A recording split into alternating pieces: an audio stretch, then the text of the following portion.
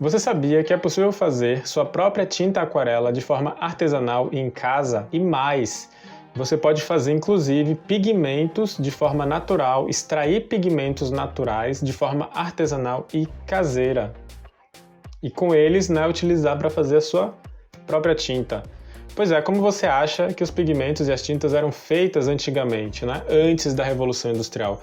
Hoje em dia, com o advento da química, com o desenvolvimento da química, nós temos muitos pigmentos disponíveis e materiais que são produzidos por uma cadeia produtiva industrial e tal, que permite a tinta ficar prontinha à nossa disposição. Mas, antigamente, os pigmentos e as tintas eram feitas por artistas, As tintas podiam ser feitas por artistas e os próprios pigmentos.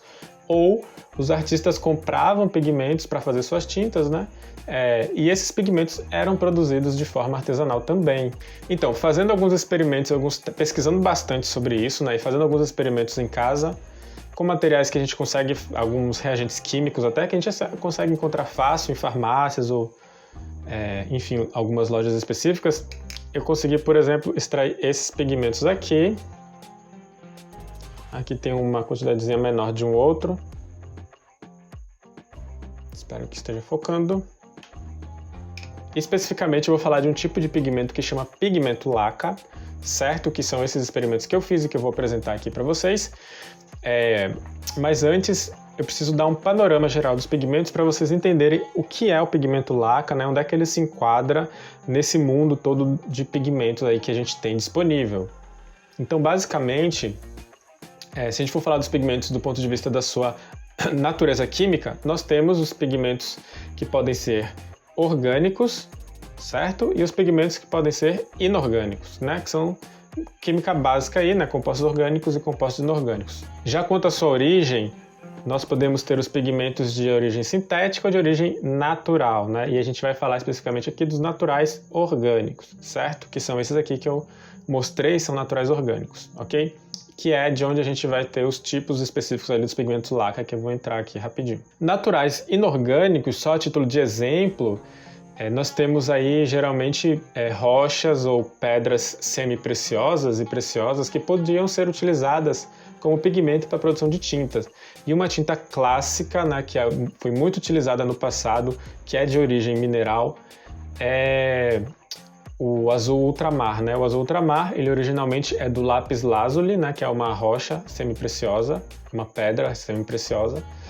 E nesse caso, nesse tipo de processo de material, o material inorgânico ele é pulverizado, ele é moído aí até virar um pó para poder ser utilizado para a produção das tintas, Bom, vamos falar agora sobre esses pigmentos orgânicos, mas se você quiser saber mais, se você está gostando desse assunto, quiser saber mais sobre essa coisa dos pigmentos, deixa aqui seu comentário, beleza? Não se esqueça de dar o like pro vídeo, se inscrever no canal para poder apoiar o canal e permitir que o YouTube te entregue mais fácil meus próximos vídeos. Bom, então quanto aos pigmentos naturais, orgânicos, a gente vai ter aí uma diversidade bem grande e nem todos eles a gente consegue fazer o que eu estou chamando de pigmento laca. O que eu estou chamando não, o que é chamado de pigmento laca. O pigmento laca ele é um pigmento que é originado a partir de um processo de extração específico que se aplica a alguns tipos de pigmentos orgânicos, certo?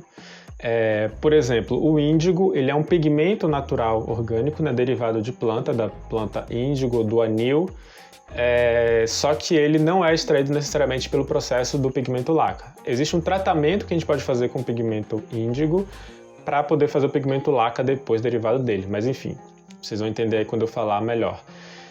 Porque o pigmento índigo natural ele passa por um processo de extração específico e o pigmento ali ele é um pó que naturalmente a própria substância natural do índigo é insolúvel em água, então ele tem o seu processo de extração e produção para permitir a extração do pigmento puro ali no seu formato sólido e insolúvel. Pigmento laca não. Pigmento laca ele é um pigmento em que a molécula do pigmento, a molécula que dá a cor, ele é solúvel e você utiliza um sal metálico para capturar essa molécula e depois você alcaliniza o meio ali, a solução, fazendo com que esse metal ligado ali, esse sal metálico ligado ao componente do pigmento, ele precipita em um formato insolúvel em água.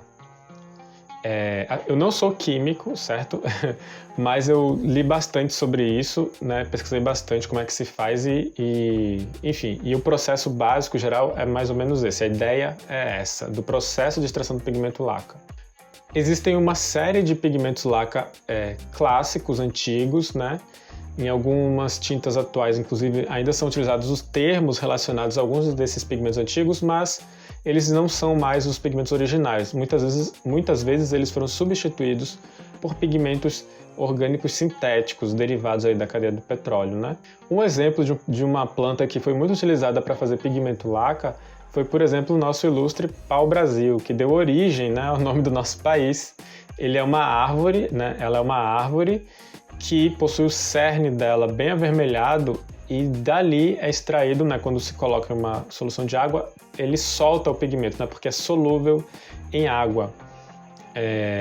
E aí, a depender da receita, né, o processo de extração do pigmento laca sinteticamente é isso que eu falei, mas tem várias receitas diferentes utilizando reagentes diferentes, né, compostos diferentes ali, pode dar resultados diferentes. Então o pau-brasil, por exemplo, foi utilizado para várias receitas diferentes, né, que deram origem a algumas cores diferentes, desde vermelho até cores mais rosas. E várias plantas que são utilizadas para extrair pigmentos, elas conseguem dar origem a cores diferentes muitas vezes, né, porque você varia o processo de extração e aí isso resulta, né, em uma cor um pouco diferente.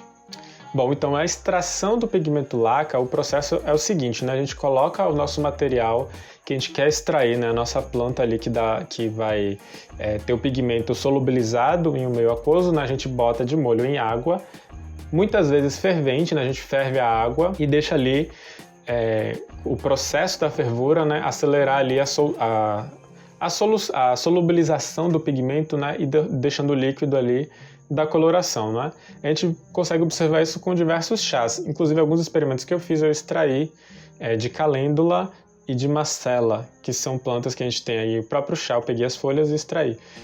Pigmentos amarelos, que são os pigmentos mais comuns, acaba sendo pigmentos mais amarelos, às vezes alaranjados e vermelhos, um pouquinho vermelho também.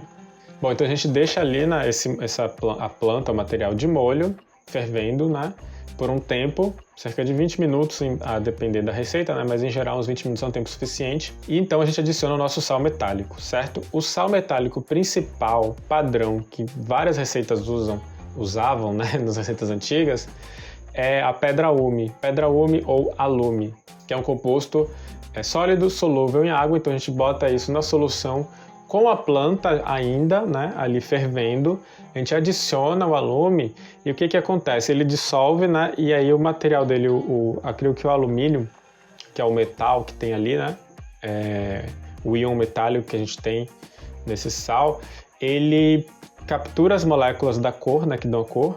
E o que acontece? A solução começa a ter mais espaço para liberar mais molécula de pigmento, né?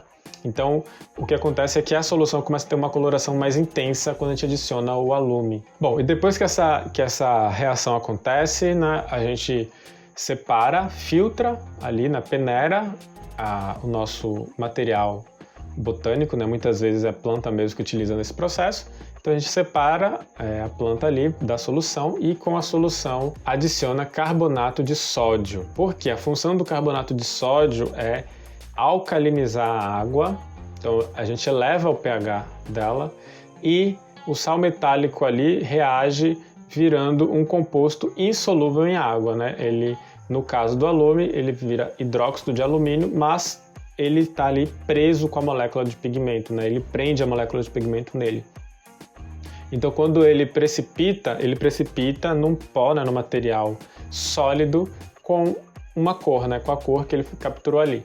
E esse processo, muitas vezes, como a gente está alcalinizando o meio, né, aumentando bastante o pH com carbonato de sódio, muitas vezes ele acaba alterando um pouco a coloração. Então, não necessariamente o resultado final é a cor daquele líquido que você extraiu no começo, né? Isso pode alterar muito a depender da planta. E tem vezes que também tem plantas que porque depende muito da natureza química específica ali, né? Então tem planta que às vezes tem um líquido que tem uma coloração bonita, mas não consegue precipitar nem com o alume, que é o principal composto utilizado, né? Mas outros sais metálicos também podem ser utilizados para fazer essa precipitação, né? Mas o alume é o principal utilizado e é o que a gente tem de acesso mais fácil, assim, né? Bom, e depois que acontece essa reação, a gente deixa o nosso frasco ali que aconteceu a reação descansar, e aí o material sólido que precipitou ali, ele pouco a pouco vai decantando no fundo. Então você deixa ali passar a noite, deixa 24 horas, que ele vai ficando ali assentado embaixo, certo? E aí em cima vai ficar só o líquido e embaixo o composto solidificado, né? O composto precipitado, o nosso pigmento. Depois disso, a gente só basta filtrar, passar por um filtro de café serve, ou pode ser um tecido bem fininho, com uma granulação ali bem fininha, em que vai escorrer o líquido e reter ali o sólido naquele filtro, né? Que você está utilizando. Com isso a gente tem o pigmento ali separado e é só deixar secar, depois a gente macera e a gente consegue ter esses tipos de resultados aqui, né?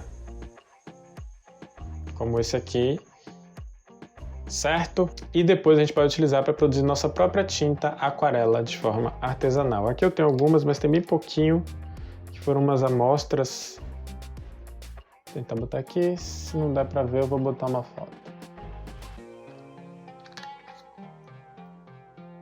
Bom, e esse é o processo base, né? A gente pode ter várias variações disso, né? Testar várias variantes, testar com outros sais metálicos, testar com outro agente alcalinizante, né? Para ir vendo os tipos de resultado que a gente consegue. Bom, e esse é um assunto muito extenso, tem muita coisa assim que dá para falar. Eu estou pesquisando bastante sobre isso e testando e experimentando muito.